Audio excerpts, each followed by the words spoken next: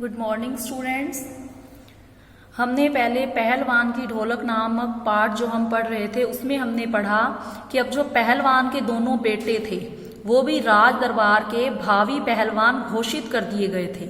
उनका भी पालन पोषण राज दरबार की तरफ से ही चल रहा था। इस तरह से पहलवान लुट्टन सिंह का जीवन बीत रहा था। राजा साहब थे वो भी अब बूढ़े हो चले थे। तो इससे आगे देखिए, किंतु उसकी शिक्षा दीक्षा सब किए कराए पर एक दिन पानी फिर गया कि उसके जो बेटे थे उसको उन्होंने लुट्टन सिंह ने अच्छी शिक्षा प्रदान की, उसे सब कुछ सिखाया, लेकिन उसके सारे किए कराए पर एक दिन पानी फिर गया, मतलब सब व्यर्थ चला गया। वो कैसे? वृद्ध राजा स्वर्ग सिधार गए, क्योंकि जिस राजा के बल पर वो ये सब कार्य कर रहे थे वो बहुत बूढ़े हो गए थे और उनकी मृत्यु हो गई। नए राजकुमार ने विलायत से आते ही राज्य को अपने हाथ में ले लिया। अब जब राजा साहब का देहांत हो गया, उनका जो बेटा था जो विलायत में रहता था विदेश में, कि उसने आकर वहां का सारा राज कार्य संभाल लिया। राजा साहब के समय शिथिलता आ गई थी, राजकुमार के आते ही दूर हो गई, क्योंकि राजा साहब के समय में जो पहलवान था उसे बिना मांगे सब कुछ मिल जाता था, तो एक तरह से उसमें आलस आ गया था, शिथिलता, कमजोरी आ गई थी। लेकिन राजकुमार के आते ही उसका वो सारा आलस खत्म हो गया।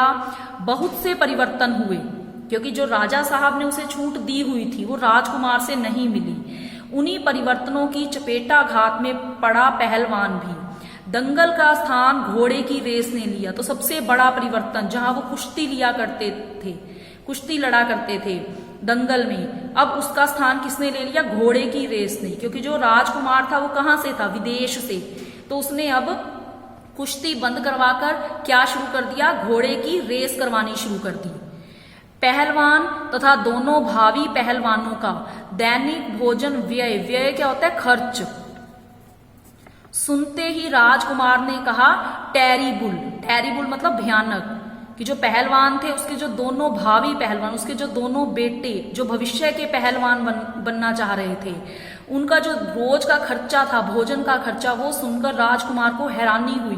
क्योंकि अब राजकुमार को लगा कि राज दरबार का इतना खर्चा इन पर व्यय किया जा रहा है, तो राजकुमार ने इसको टेरिबुल मतलब भयानक कहा। नए मैनेजर साहब ने कहा होरिबुल। होरिबुल का मतलब भी क्या होता है? भयानक। अब मैनेजर साहब भी बदल चुके थे, तो उसने भी उसे भयानक बताया कि इनके ऊपर बहुत ज्यादा खर्चा किया जा रहा है।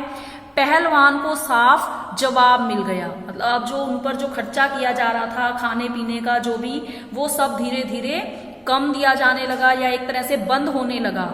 मतलब कि पहलवान को अब नजर आ गया कि अब उसकी वहां पर कोई भी जरूरत नहीं है, राज दरबार में उसकी आवश्यकता नहीं, उसको गिड़गिड़ाने का भी मौका नहीं दिया गया, कि वह कोई प्रार्थना नहीं कर पाया राजकुमार से कि उसे वहां पर रख लिया जाए, तो ऐसा कुछ नहीं हुआ और उसे वो राज दरबार छोड़कर जाना पड़ा। उसी दिन वह ढोलक कंधे से लटकाकर अपने दोनों पुत्रों के साथ अपने गांव में लौट आया। कि अब उसने सोचा तो क्या था कि उसके दोनों बेटे भी वहां पहलवान बन जाएंगे और उनका भी जीवन बीत जाएगा, लेकिन हुआ इसके विपरीत। नया राजकुमार आ गया, नया मैनेजर आ गया, उनका खर्चा पानी बंद कर दिया गया। तो एक तरह से पहलवान को जब वहां उसका गुजारा नहीं होने लगा तो वो अपना वही ढोलक कंधे से लटकाकर दोनों पुत्रों के साथ अपने गांव लौट आया और वहीं रहने लगा। गांव के एक छोर पर मतलब एक किनारे पर गांव वालों ने एक झोपड़ी बांध दी। वहीं रहकर वह गांव के नौजवानों और चरवाहों को कुश्ती सिखाने लगा। अब जो गांव के थे, जो नौजवान थे या चरवाहे, जो पशुएं वगैरह चराने वाले बच्चे थे, नौजवान थे, उन सबको कुश्ती सिखाने का कार्य करने लगा।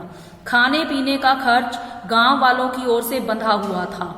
सुबह शाम वह स्वयं ढोलक बजाकर अपने शिष्यों और पुत्रों को दाव पेच वगैरह सिखाया करता।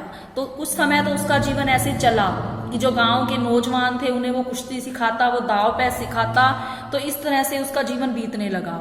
गांव के किसान और खेती हर मजदूर के बच्चे भला क्या खाकर कुश्ती सीखते, लेकिन ये कुछ ही समय चला, क्योंकि जो गांव के जो लोग थे वो ज्यादातर किसान थे या मजदूर थे, तो उनके बच्चों को पहलवानी करके क्या करना था, या उन्हें इतना खाने को ही नहीं मिलता था कि वो पहलवानी कर सकें, कुश्ती सीख सकें। तो धीरे धीरे पहलवान का स्कूल खाली पड़ने लगा। अंत में अपने दोनों पुत्रों को ही वह ढोलक बजा बजाकर लड़ाता रहा। सिखाता रहा। दोनों लड़के दिन भर मजदूरी करके जो कुछ भी लाते उसी में गुजर होती रही। तो इस तरह से वो जो थोड़ा बहुत जो भी उन्हें मिलता वो अपना इस तरह से जीवन बिताने लगे।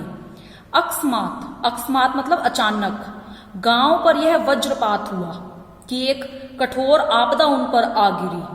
पहले अनावृष्टि, अनावृष्टि पानी की कमी हुई, फिर अन्न की कमी हुई, तब मलेरिया और हैजे ने मिलकर गांव को भूनना शुरू कर दिया। तो शुरू में इस गांव के बारे में आया था कि जो गांव में ये बीमारियां जो आपदाएं फैली हुई थी, लोग इससे पीड़ित थे, लेकिन एक पहलवान ही था जो लगातार दिन रात जो ढोलक बजाता, पूरे गांव में जब सन्नाटा होता तो उसकी वो ढोलक की ध्वनि ही सुनाई पड़ती।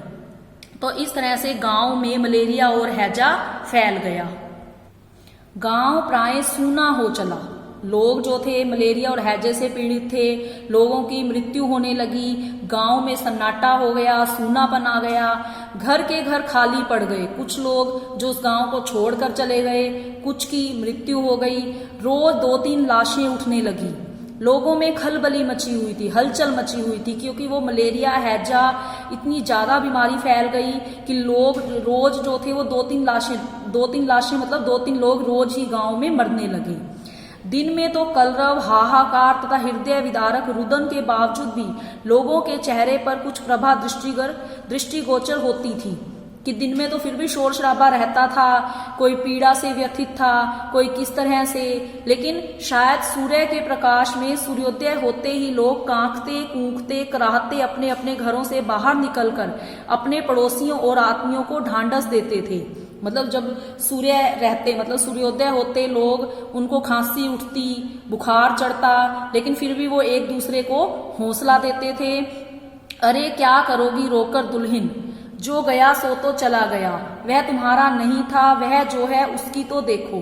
तो इस तरह से लोग एक दूसरे को सहानुभूति देते, एक दूसरे को समझाते कि जो चला गया वो तो चला ही गया, अब जो है उसी को संभालो, कि भैया घर में मुर्दा रख के कब तक रोओगे, कफन की क्या जरूरत है, दे आओ नदी में, इत्यादि। तो इस तरह से सूर्य उदय होते ही लोग एक दूसरे को इस तरह से हौसला देते, एक दूसरे को समझाते। लेकिन रात के समय जो था वो बिल्कुल सन्नाटा ही रहता था। किंतु सूर्यास्त होते ही, मतलब अंधेरा होते ही, जब लोग अपनी अपनी झोपड़ियों में घुस जाते तो चूं भी नहीं करते। कि जब रोशनी थी लोग एक दूसरे को हौसला देते, लेकिन जैसे जैसे रात होने को आती तो लोगों की आवाज आनी बंद हो जाती, उनकी बोलने की शक्ति भी जाती रहती थी। पास में दम तोड़ते हुए पुत्र को अंतिम बार बेटा कहकर पुकारने की भी हिम्मत माताओं की नहीं होती थी। रात्रि की विभीषिका मतलब डर, क्योंकि रात के समय में एक डर फैल जाता था उनके अंदर। तो रात की विभीषिका को सिर्फ पहलवान की ढोलक ही ललकार कर चुनौती देती रहती थी कि रात के समय जब सब लोग अपने अपने घरों में बंद हो जाते थे तो क्या सुनाई पड़ती थी, पहलवान लुट्टन सिंह की ढोलक, वो ही सभी को ललकारती, चुनौती देती, हौसला देती। पहलवान संध्या से सुबह तक चाहे जिस ख्याल से ढोलक बजाता हो, किंतु गांव के अर्धमृत औषधि उपचार पथ्य विहीन प्राणियों में वह संजीवनी शक्ति ही भरती थी। कि वो पहलवान पता नहीं क्या सोचकर ढोलक बजाता था, लेकिन लोगों, जो अर्धमृत लोग, जो पीड़ा से व्यथित होते, आधे मरे हुए के समान होते, जो औषधि दवाइयां ले रहे होते, जिन्हें कोई पथ्य विहीन, जिन्हें कोई रास्ता नजर नहीं आ रहा था, जिसे हैजा मलेरिया ने घेर रखा था, तो उन प्राणियों में पहलवान की ढोलक एक संजीवनी शक्ति भरती, उन्हें ये उत्साहित करती। मतलब उनके अंदर इस भावना का उदय होता कि मृत्यु तो निश्चित है, वो कैसे भी हो। बूढ़े बच्चे जवानों की शक्तिहीन आंखों के आगे दंगल का दृश्य नाचने लगता था। स्पंदन शक्ति शून्य स्नायु में भी बिजली दौड़ जाती थी। अवश्य ही ढोलक की आवाज में न तो बुखार हटाने का कोई गुण था और न महामारी की सर्वनाश शक्ति को रोकने की शक्ति ही। पर इसमें संदेह नहीं कि मरते हुए प्राणियों को आंख मूंदते समय कोई तकलीफ नहीं होती थी, मृत्यु से वे डरते नहीं थे। मतलब ऐसा नहीं था कि वो पहलवान की ढोलक इस बीमारी को खत्म कर देगी, इस बुखार को हटा देगी या इस महामारी का सर्वनाश कर देगी, लेकिन फिर भी न जाने उस पहलवान की ढोलक में क्या था कि उसे सुनकर जो प्राणी मर रहे होते थे उन्हें मरने से डर नहीं लग रहा था। जिस दिन पहलवान के दोनों बेटे क्रूर काल की चपेटाघात में पड़े, मतलब जो उसके दोनों बेटों को भी इन बीमारियों ने घेर लिया, वो भी काल की चपेट में आ गए। असह्या मतलब असहनीय, जिसे सहन ना किया जा सके।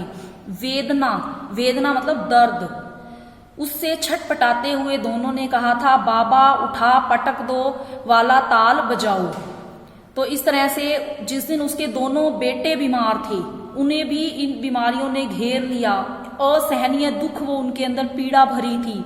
उस दिन उसके बेटों ने उसे जो ढोलक थी वो बजाने के लिए कहा, तो इस तरह उसने बजानी शुरू की। सारी रात ढोलक पीटता रहा पहलवान, बीच बीच में पहलवानों की भाषा में उत्साहित भी करता था, मारो बहादुर, कि इस बीमारी को मार दो, इस बीमारी की चपेट से निकल आओ।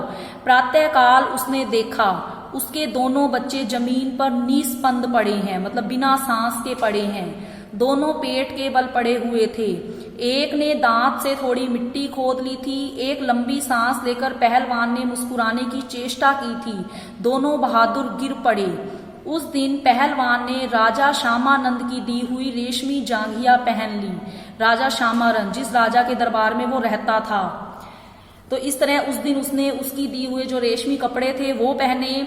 सारे शरीर में मिट्टी मलकर थोड़ी कसरत की, फिर दोनों पुत्रों को कंधों पर लाद कर नदी में बहा आया। लोगों ने सुना तो दंग रह गए, दंग मतलब हैरान, कितनों की हिम्मत टूट गई कि दोनों बेटे मर गए। किस तरह से पहलवान ढोलक बजाता हुआ उन्हें कंधे पर लाद कर नदी में बहा आया। किंतु रात में फिर पहलवान की ढोलक की आवाज प्रतिदिन की भांति सुनाई पड़ी। लोगों की हिम्मत दोगुनी बढ़ गई कि उसके दोनों बेटे मर गए थे, लेकिन रात के समय फिर भी पहलवान की ढोलक की आवाज सुनाई पड़ रही थी, तो लोगों की हिम्मत जो थी वो बढ़ गई। संतप्त पिता माताओं ने कहा, संतप्त मतलब कि एक तरह दर्द से भरे हुए, पिता माताओं ने कहा, दोनों पहलवान बेटे मर गए, पर पहलवान की हिम्मत तो देखो, 1.5 हाथ का कलेजा है। तो जो वहां लोग थे गांव के, वो यही बातें कर रहे थे कि चाहे उसके दोनों बेटे चले गए इन बीमारियों से, लेकिन फिर भी उसका इतना बड़ा कलेजा है कि उसकी जो ढोलक की आवाज थी वो ऐसे ही सुनाई पड़ रही थी, वैसे ही लोगों को वो उत्साहित कर रहा था। 4-5 दिनों के बाद एक रात को ढोलक की आवाज नहीं सुनाई पड़ी, ढोलक नहीं बोली। पहलवान के कुछ दिलेर किंतु रुग्ण शिष्यों ने, कि जो उसके और जो शिष्य थे, कुछ लोग थे, चाहे वो बीमार थे, उन्होंने प्रातःकाल जाकर देखा पहलवान की लाश चित पड़ी है। आंसू पोंछते हुए एक ने कहा, गुरुजी कहा करते थे कि जब मैं मर जाऊं तो चिता पर मुझे चित नहीं, पेट के बल सुनाना। मैं जिंदगी में कभी चित नहीं हुआ, मतलब कभी नहीं हारा, और चिता सुलगाने के समय ढोलक बजा देना, वह आगे बोल नहीं सका। तो इस तरह से जो उसके शिष्य थे उन्हें पहलवान ने बताया हुआ था कि जब मैं मर जाऊं तो मुझे पेट के बल सुनाना, क्योंकि मैं कभी किसी से हारा नहीं, और फिर से मेरी वो ढोलक बजा देना। तो इस तरह से जो पहलवान की जो ढोलक थी, जिंदगी भर उसकी ढोलक ने उसे भी प्रेरित किया और लोगों को भी प्रेरित किया। तो इस तरह से इस पाठ में हमें यही शिक्षा मिलती है कि हमें कभी हिम्मत नहीं हारनी चाहिए।